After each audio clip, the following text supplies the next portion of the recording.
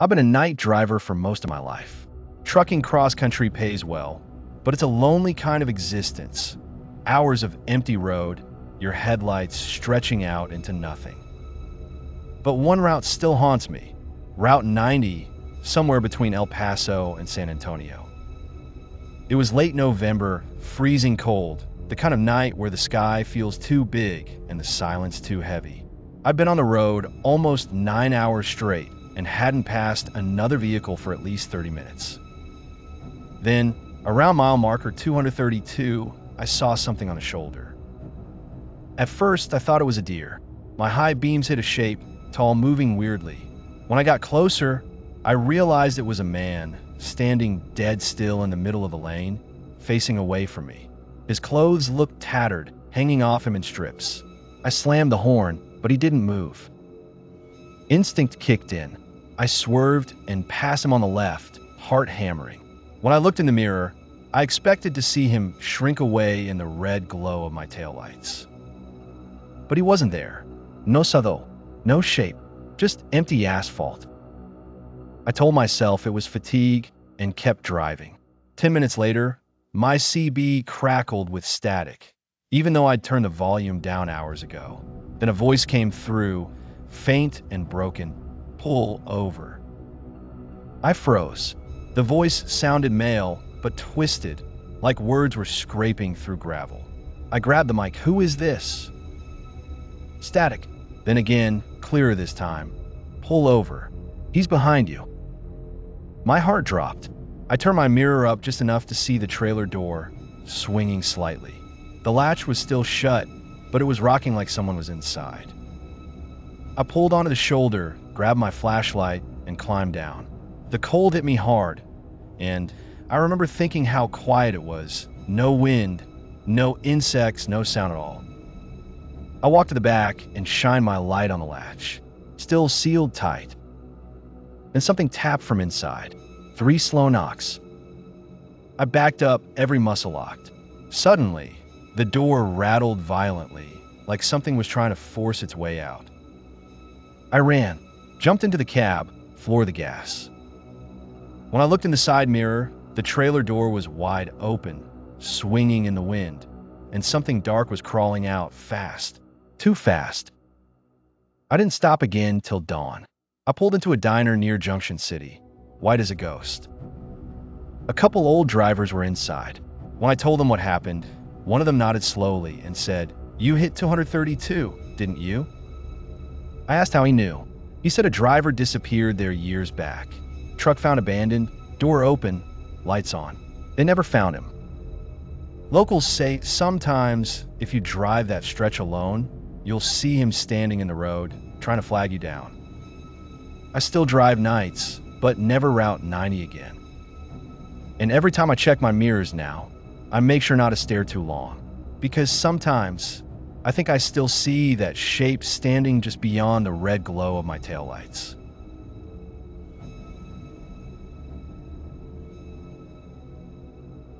It was a dry night in late September, one of those desert drives where the road feels endless and the stars look close enough to touch. I'd left Phoenix around midnight, hauling spare auto parts east toward Flagstaff. Route 46 cuts through a whole lot of nothing. No gas stations, no rest areas, just sand, brush, and the sound of tires humming on old asphalt.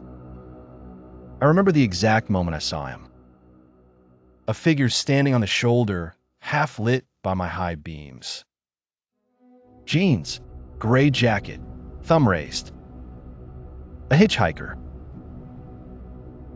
Company policy said never pick anyone up, but it was past 1 a.m. and he looked stranded. The nearest town was 20 miles behind me. Against my better judgment, I slowed down. He climbed in without a word. The smell hit first, metallic sharp like rust or dry blood.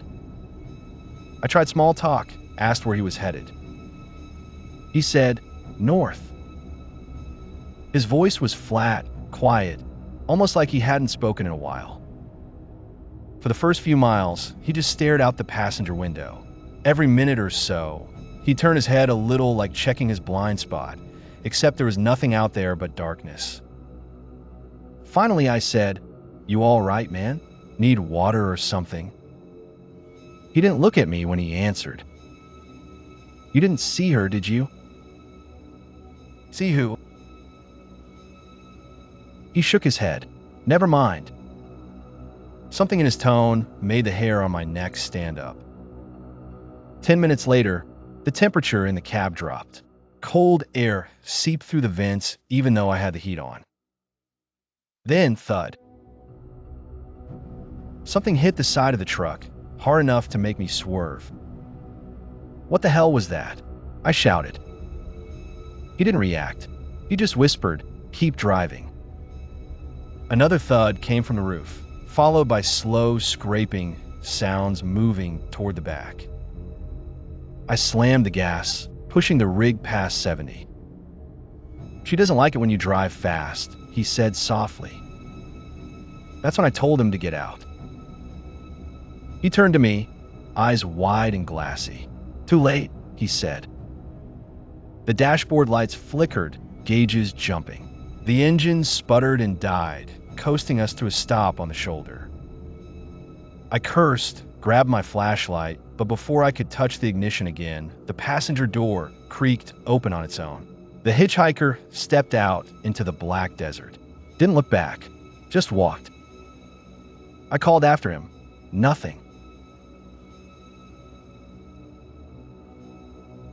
It was one of those freezing, empty nights in late December when the fog rolls in thick and white, swallowing everything but the yellow lines on the road. I'd been driving from Chicago to Detroit, a 5-hour run, when I realized I hadn't eaten since morning. I spotted an old diner off the turnpike. The neon sign buzzed weakly. Earl's Diner, open all night. I pulled in. My headlights barely cut through the fog, and for a second I thought the place might be closed. But the light inside flickered, and a woman was standing behind the counter. She smiled faintly when I came in. "Coffee?" she asked. "Please," I said, sitting by the window. There was no one else in the place. No music, no radio, just the hum of an old refrigerator. I asked her how long they'd been open, and she said, since '67. Folks don't come by much anymore, just the road people. I nodded. When she poured my coffee, I noticed her hand shaking slightly. "You okay?" I asked. She smiled again, but didn't answer. Just looked past me toward the window, eyes unfocused. When I turned to look, I saw what she was staring at, a figure standing in the fog outside, motionless. Could have been a man, could have been a shadow. The fog made it impossible to tell. The woman whispered, "He's been there all night." My stomach dropped. "Who?" She didn't answer, just kept staring. The figure started moving closer, slow but steady. The shape of a man, tall, shoulders hunched. I reached for my phone, but there was no signal. The woman whispered again, "He comes when it's foggy. Always stands there until someone leaves." That was it for me. I tossed some cash on the counter, ran out. I jumped in my car. But as soon as I turned the headlights on, the fog parted just enough for me to see him standing directly in front of the diner door. He was facing me now.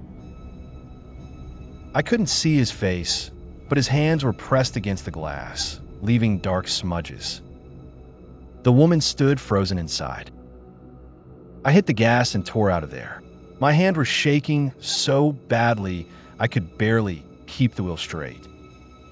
I drove 15 miles before I pulled over at a rest stop. My heart was still racing. I told the cop about it the next morning when I stopped for fuel. He gave me this strange look and said, "Buddy, that diner burned down 5 years ago. Full accident. Guy fell asleep at the wheel, crashed right into it. Killed the waitress inside." I swore I'd seen her, heard her voice. But when I drove that stretch again a month later, all that was left was a cracked foundation and a rusted diner sign half buried in the dirt. Still, sometimes when the fog gets heavy and the radio static starts up, I swear I can smell burnt coffee. And if I look too long into the mist, I can make out a faint glow, like the neon sign flickering back to life for just a moment before fading again.